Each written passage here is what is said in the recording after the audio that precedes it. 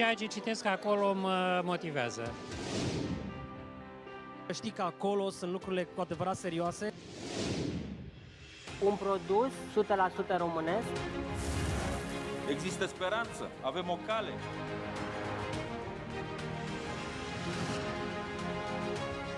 Te provoacă în fiecare zi.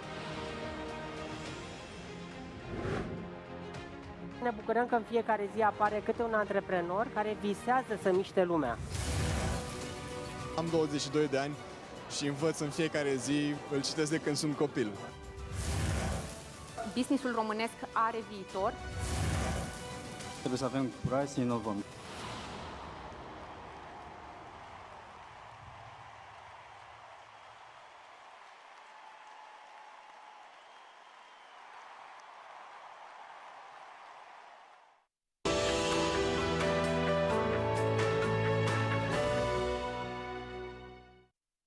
Bună ziua și bine v-am găsit! Sunt Ioana Matei și sunt gazda voastră la Școala de Business Cum să găsești finanțarea potrivită, emisiunea marca ZF Şi BCR, care se axează pe sfaturi practice atât pentru antreprenorii aflați la început de drum, cât și pentru cei mai experimentați.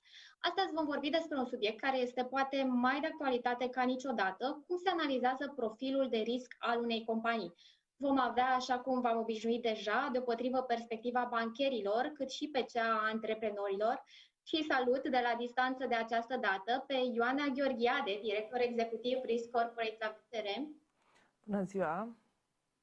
Pe Karel Hoet, CEO al BFG Packaging. Good afternoon, all of you.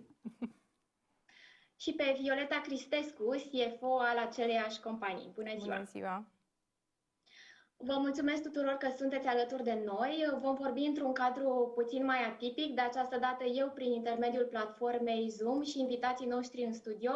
Probabil este printre puținele emisiuni unde moderatorul nu se află alături de invitații lui, dar asta este, ne adaptăm și noi vremurilor pe care le trăim. Iar pentru că unul dintre invitații noștri nu vorbește limba română, vom avea această discuție în limba engleză. So we will start with you, Ioana. Tell us, please, because it is a very unusual context we are passing through, who brought more risks for entrepreneurs and companies of all dimensions. Tell us, what is your advice for them in order to improve their risk management structures and strategy? Thank you very much for the question. It's very nice, actually, that we talk about this subject, risk management, who's not necessarily, I would say, probably before this crisis, was not very fashionable. But nowadays it's becoming even more important to understand and to manage it. I think, first of all, we have to see that risk management is an integral part of every entrepreneurial journey. It's part of our everyday life. If I can give just a brief example, if you go hiking on the mountain, although the weather looks good, you generally take raincoat because it might rain. So this is actually one living example of risk management. I think, first of all, it's crucial that entrepreneurs also think about the risk and try to understand them, evaluate them, and mitigate them. And for this, I think that similarly as a bank, an entrepreneur would look generally at a big type of risks which are related to its business. First of all, you have the big regulatory framework where the different changes might occur, and then you have a risk actually of losing a part of business, of having more costs. Then you might have the market risk, which is a very important part of the risk assessment, because it actually analyzes how well you can sell the product to whom, actually if you are dependent or not on one large client, and so on. Input risk. Here it's also about the cost, about availability. Then you have, let's say, development risk. If you build something from scratch, you have different types of risk. So I think, in a nutshell, because I could talk quite a lot about this and I will not do so, I think that actually each entrepreneur assessing all the components of his business and thinking critically what can go wrong, this is an important part of risk management. Mr. Hoet, how do you feel about these risk management strategies? How familiar are you with them? And firstly, tell us a little more about your business, because it is a company founded in Romania in 2008 as a packaging manufacturer for the food industry.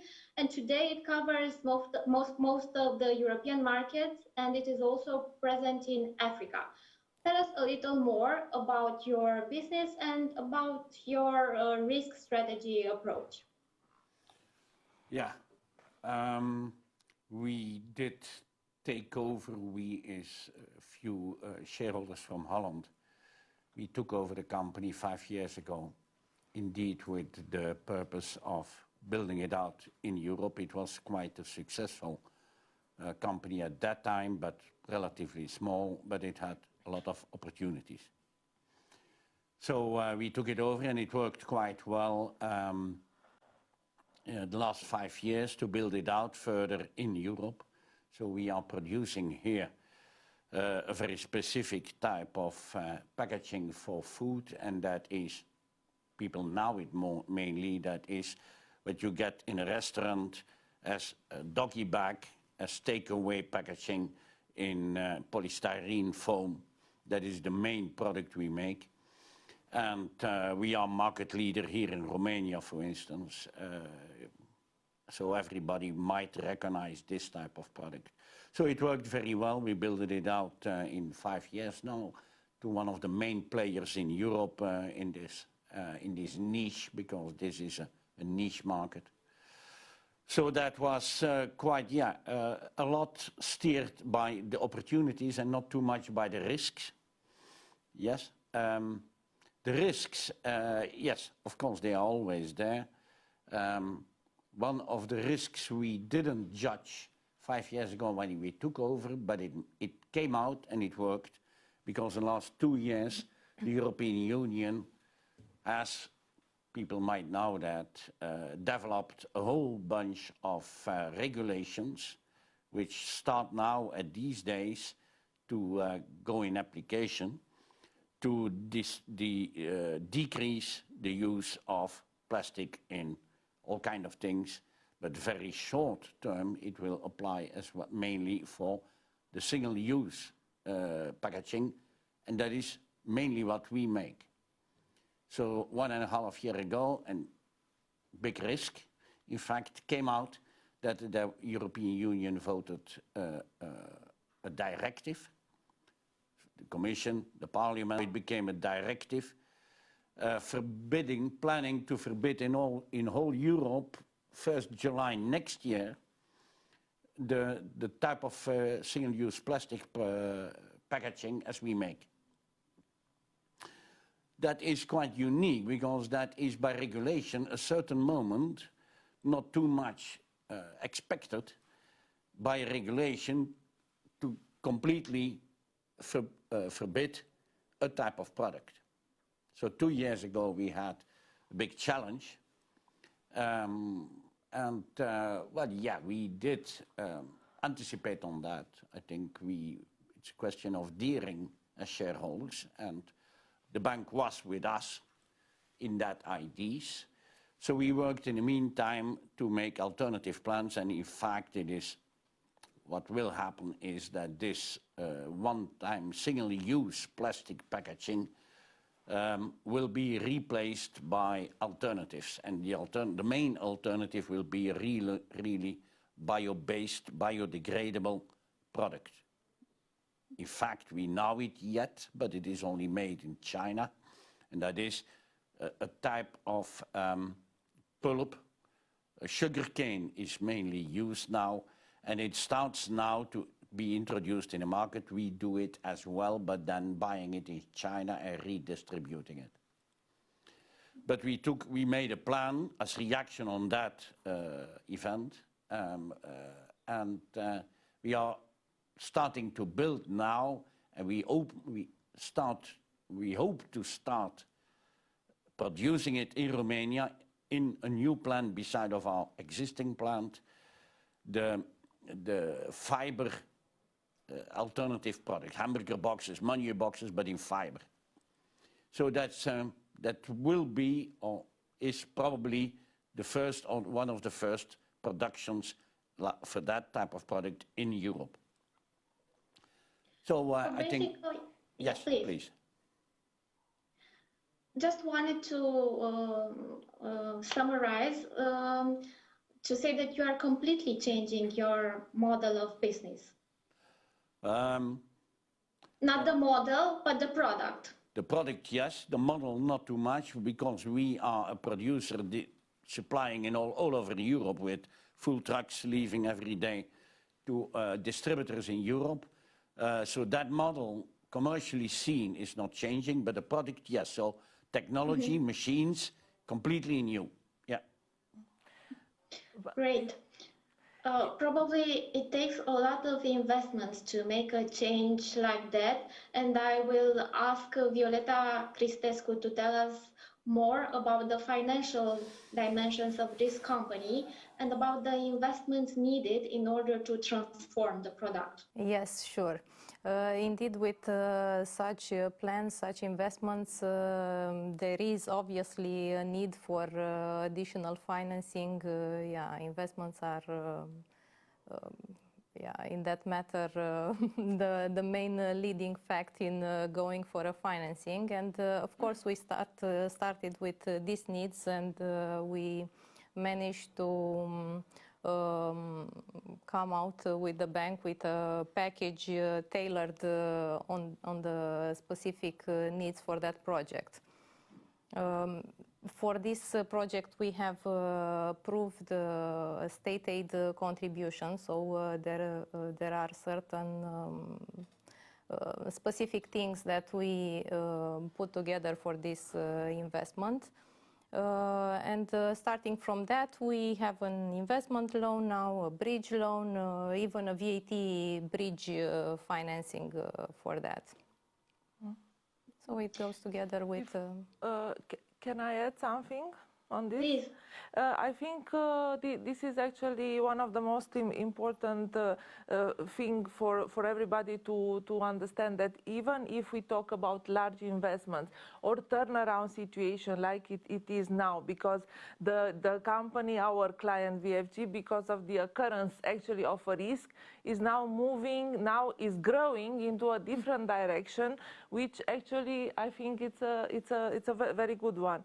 And with this, the bank supported it by understanding, first of all, together with the client, what is the situation, what are the risks that we need to address from now on, and to then readjusting, let's say, the financing package towards the... To change direction, together, because yes, indeed, we could have undertaken a defensive strategy and just let things happen and reduce the activity of the company, or we decided, together with the decision factors in the company, we decided to go with another type of strategy, and then... Yes, the alternative would have been to fight with the EU and regulation. Well, we have been thinking one part of a second of that, but immediately after we came to the conclusion. But yes, we could have downsized. Yeah. It was in fact an alternative scenario, just to downsize 50–60% of the company. But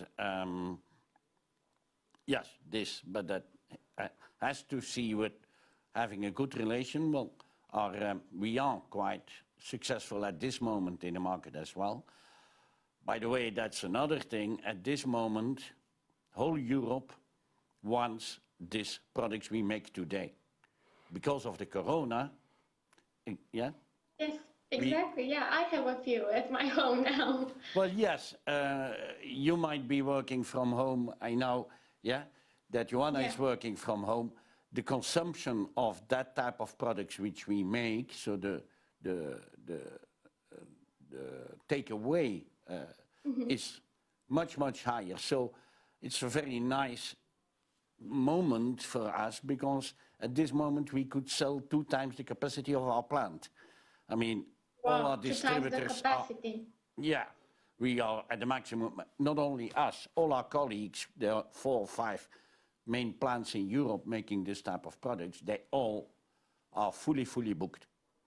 So that's another aspect, and that will, we think, maintain for next year till then the ban will come, and then that products will be forbidden. So we risk now to have 2 events, or even 3, because at the background is Brexit even. There are 3 events happening, the corona, the new regulations, and the Brexit, which turn around the whole element of the market, the whole composition of the market. But it's going quite well, and we are quite, we think, looking forward, that it will turn out quite well. Yeah. But can you disclose some figures with us? What is the value of this market in Romania, of the packaging industry? And what is the value of your business? What was the turnover last year, which was a normal year? That's how we call it. Well, the total packaging market is tremendous. Yes, within the total packaging you have the plastic packaging. Within the plastic packaging you have quite specific ones. We are mainly in polystyrene and polypropylene products, but you have some other, you have carton, you have PET, yeah, all kind of. The niche we are, the main one which is touched by the new regulations, by the way, that is a niche market that might be in euros, in Europe, between 100 and 150 million euro. We have 10% market share of that from our plant here in that specific group of products. Yes, it's a very big business, and the transformations you are making are huge. What will happen with the plant where you produce the packages from plastic?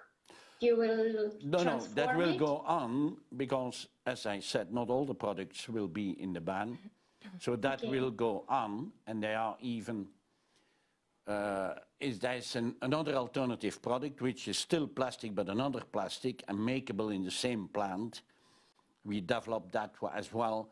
It is not now yet completely, if that product will sell a lot after the new regulations or not. That's the big question mark in the market at this moment. We will have the advantage that we have the 2 alternatives which are possible after the new regulations. That is the plastic one, and for more or less the same price, the bio one, as we say it. And nobody knows exactly how that transition will work out, if most of it will be the bio or most of it will be the alternative plastic product. I understand. Okay, so you are facing a lot of challenges. I was expecting to speak about the impact of the pandemic in your business. I wasn't familiar with these regulations you told me about. So I'm guessing that among these transformations, you are supposed to do also some reducing of the expenses.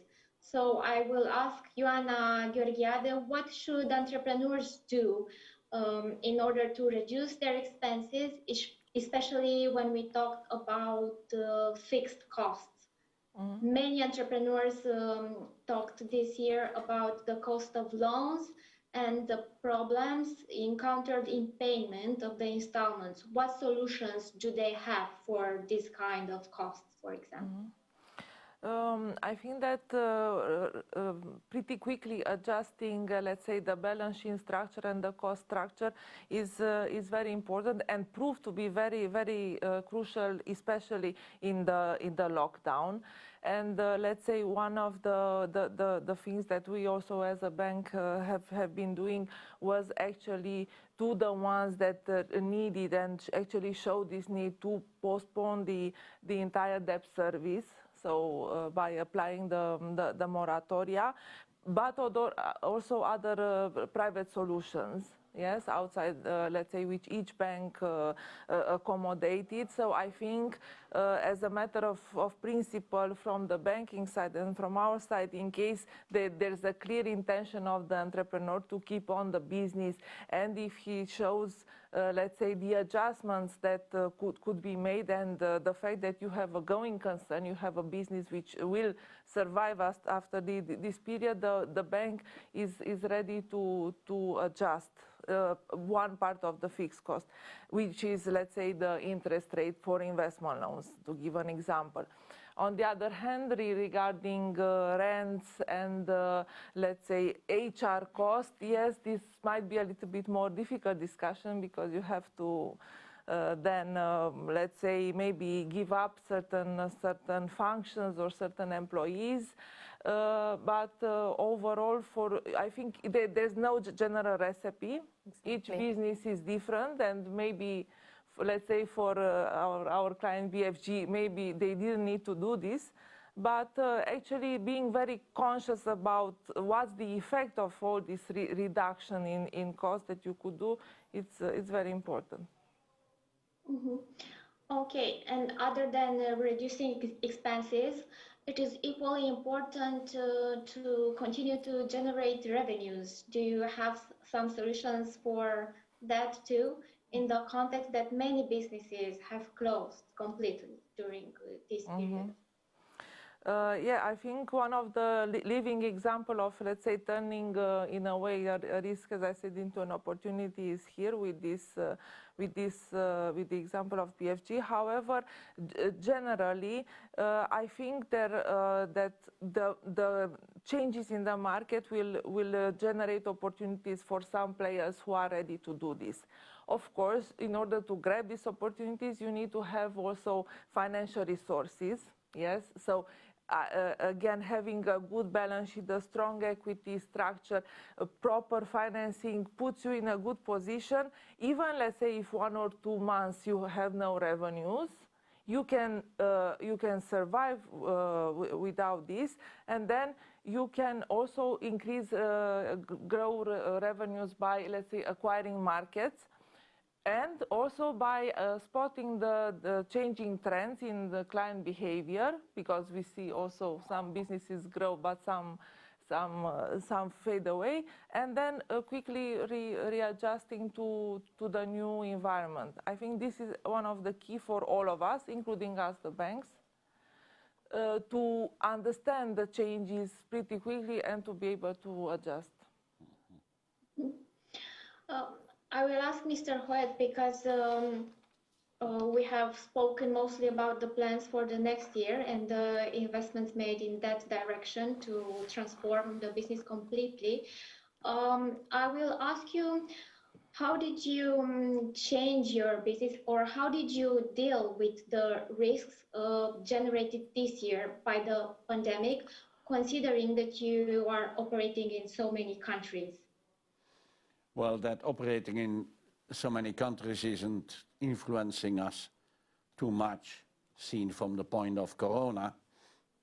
But of course, yes, a plant with 120 people is a place where quite a lot of people are physically in each other's neighborhood. And so from the start on, we took all the obvious measurements about keeping distance, masks, disinfection, all that elements, the standard elements. And, well, we were lucky till 3 weeks ago, because we kept out totally any infection. Till 3 weeks ago we had 1 person, and, well, I come back from the plant, and this morning we did test another 35 people, the last ones. So now we have been testing everybody. Until now we have 15 people who left home the last week, 10 days, for 2 weeks, in order to come back then. Till now, we hope it remains like that. None of them is really sick. They are almost all asymptomatic, but so we let them immediately go home. We have some others who have to remain home because some family is infected. So we have now a limited disadvantage of the corona. You cannot do too much as entrepreneur. Taking precautions you can, but that's it. And it is more or less being lucky or not lucky if it enters into the walls of your plant. But how many employees do you have? 130. 130. 130. Okay, and only around 10 you say are now at home, but so about 10-15%. Well, we'll see tomorrow morning. We hear the result of the last tests, so how many it is. But well, which is because we have so big demand, for us is quite an issue, but it's only 2 weeks, so we should normally be able, with some creativity, to maintain, to limit the effects. Can you tell us how much units do you deliver daily or in a certain period of time now? And how was this number before the pandemic? Well, we were before the pandemic, because we grew a lot, we were at 80-85% coverage of our capacity. So we couldn't grow too much. And at this moment, we are at about 100%, which means that we produce, at this moment, on a yearly basis, we produce 500 million pieces in the different, that's the maximum we can, which means about between 15 and 20 trucks per day, per weekday. That seems huge. And how much of them goes to exports? 70%. 30%. 30% is Romania, 70% is export. 70% exports. Yeah. That's great. Can you tell us if you can predict what will be the revenue by the end of the year? The revenue, you mean the revenue of the company, the sales? Yes. Yes. Well, at this moment we have between 14 and 15 million euro. Yeah, 14, about 14.5. That's. Ms. Cristescu, I will ask you to give us some details about the growth you are registering this year, and also to tell us a little more about the structures of financing you have used in this period of time. Sure. Well, like we mentioned, somehow we were prepared for a growth this year, but it was unexpectedly overcome by this phenomenon, the worldwide pandemic that came a little bit unexpected and on a related note with the risks. This was a risk that didn't allow for too much time of preparation, so we kind of undertook it as it happened, and we followed very closely all the recommendations, the rules, and so on. Coming back to the growth, so we were somehow prepared. The main focus on the financial structure this year was looking towards the future, as it should be. We are taking completely the advantage of the last moments of polystyrene and looking forward to the new adventure.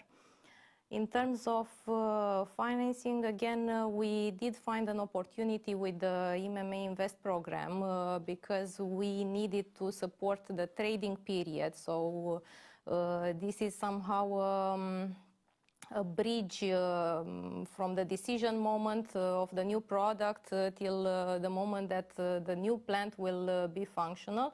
So we decided to build up a stock to cover the needs of the market till the moment we will be fully functional with the new plant. So we are part of the IMM Invest on that on that side as well. Was it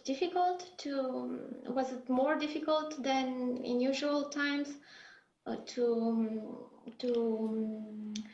benefit from this kind of financing, like IMM Invest, for example? I would not say that it was more difficult than normally, because this was a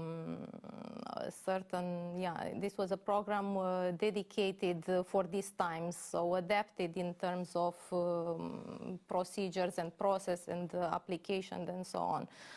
So from that point of view, I wouldn't say that it was different, but yes, you need to couple it with some solid plans. I mean, it's not just I am in need, I would like to access some financing. We had a solid plan behind, and it was aimed to be the covering facility for the bigger plans that we had undergoing. BFG Packaging is a very large company. I will ask Ioana Gheorghiade, what should large businesses with many operations like this company should do during this period? Should they merge operations or decentralize them? I think that such type of decision should be taken only in the very specific context of each business. I mean, I wouldn't say that we can have a general solution for everybody. I think one important thing to look into is the operational risk. The operations, so the things that something goes wrong and you have losses due to, let's say, a complex maybe organizational structure or a complex governance structure. So I think in many cases that we have seen a simplification and moving towards using digital solutions and channels as much as possible proved to be really the right one for many businesses. Yeah, so there are big pros and cons on each side. Yes, and I think in terms of managing risk, having a simple structures allows you to react quicker on any given any new challenges. Yes, so here we have a client who knows risk management principle, which is very good indeed. Having simple and transparent, let's say, structures and reports and so on, it's a key to having risk, let's say, under control. Yeah, to react and take the opportunity, as we were. I want to ask Mr. Hoyt. We have to ask him because everybody talks about this on TV, especially because your business, it is active in the food industry, in the HoReCa sector, which is largely affected, and we see that there are changes every day for it. How was the business impacted by the changes from HoReCa sector? Was it impacted positively mostly? I saw that the food delivery orders grew, but were there any other effects that we might not think at? Well, as I said, and let's take Romania as example, the changes in the corona rules towards the HoReCa, we can feel within 24 hours in our order department. I mean, up and down. We had in March 5 weeks where the order intake was only 20% of what it was. And then the restaurants were closed, but the takeaway was allowed. And then immediately in 2-3 weeks we went to almost double of it was before. So it is very, we are because of the type of our product, we are very linked to the situation at the HoReCa, not going up and down with them, but when it's going wrong because they are not allowed to be open, the use of us is going up. So it is a turnaround relation, in fact. So yes, we are, but the feeling in our business and in general is that the Horeca will never become again after the Corona exactly the same. It is for sure that it is a little bit similar than working from home, yes, that are things, even after Corona and the vaccination of the whole continent, it might never come back to the old level. So we think, in our case, that the takeaway food will be at a higher level after Corona than it was before Corona. Okay, so in order to be optimistic, if you want to start a business now, start a business in the takeaway industry. Do not open a restaurant yet. Yeah, well, yes, it is. And it is, I think, if you look to solutions in the Horeca world, that some will think about all kind of variations on that theme of takeaway and that type of concepts. Yes, I think, yeah. Because you have a lot of experience in the developing businesses. Can you tell us which would be your advice for an entrepreneur who wants to start a business now, maybe in your field of activity or not necessarily? That's a difficult one. From scratch, well, in any case, I would always say an entrepreneur starting small, of course, a new business, do something which by nature is interesting you and you like to do. I mean, that is the first critical success factor. Young people thinking theoretically where might be the good opportunities and then going in it, might forget that it needs, making a success needs in the first place very high commitment and energy. And that at the beginning as pioneer. And that you can only give as pioneer, you can only give when you like in the morning and till the evening if you like what you're doing and you like the environment. So, but that is more a philosophical comment. I think that is the first critical success factor when somebody is beginning a company. Great, it's a great advice. We like philosophy. We do not talk only about numbers, but I will ask Violeta Cristescu what would be her financial advice from the perspective of a CFO. Yeah, very difficult to give financial advice. Yeah, I think it depends very much on what you are doing and what are the starting points. I mean, you cannot just give a recipe written in stone because then this job would be so easy. So, yeah, just do your homework and yeah, maybe adding to this, the second critical success factor when you start something is that you are optimist. I mean, a pioneer can never make a success if he's not optimist. But only optimism brings maybe 5 or 6 of the 10 who do start that it will not work out because they are too optimistic and not looking to the risks. So then you come to the very classical one, opportunities, risks. Yeah. So yes, any pioneer as a managing director later on with a bigger company as well should find the right balance between very much optimism but keeping an eye on what you have to do to protect your back. Great, thank you for these advices. To close the discussion, I will also ask Ioana Gheorghiade, how should entrepreneurs prepare for the next year? Which are the 3 key things they should pay attention as a conclusion to what we discussed today? I think a very important lesson learned the hard way by many of us was that you should not wait for a crisis in order to prepare for a crisis, so to have a plan for it. I think many proved that it's really important to have also this continuity planning.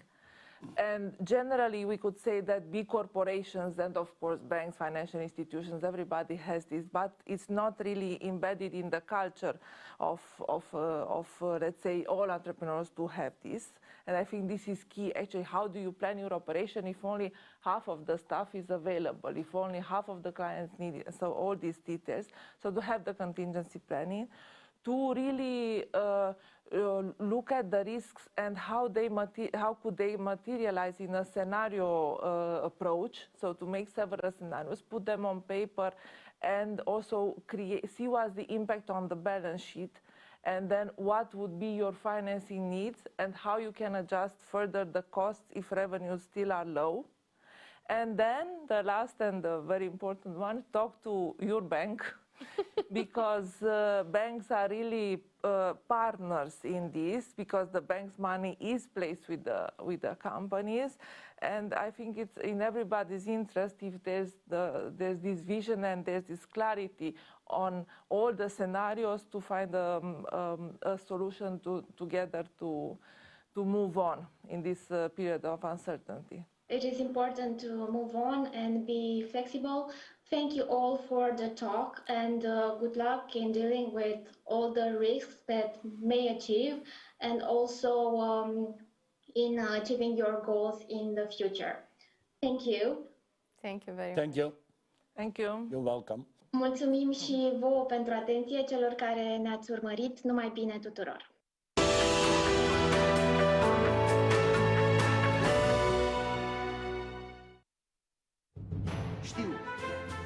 Știu. Știu.